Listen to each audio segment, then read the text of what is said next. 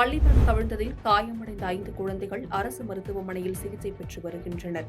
அரியலூர் அருகே வெங்கடகிருஷ்ணாபுரத்தில் உள்ள தனியார் பள்ளியில் பயின்று வரும் 41 சிறுவர்களை ஏற்றிக்கொண்டு பள்ளி வாகனம் வீட்டில் இறக்கி விடுவதற்காக சென்றுள்ளது.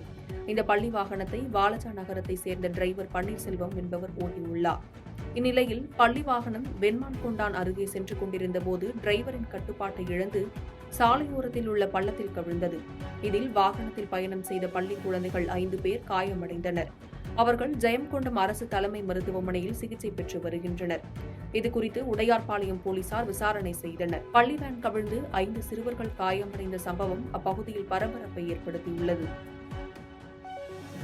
பாதகம் செய்பவரை கண்டால் நாம் பயங்கொள்ளலாகாது பாப்பா, மோதி மிதித்து விடு பாப்பா, அவர் முகத்தில் உமிழ்ந்து விடு பாப்பா.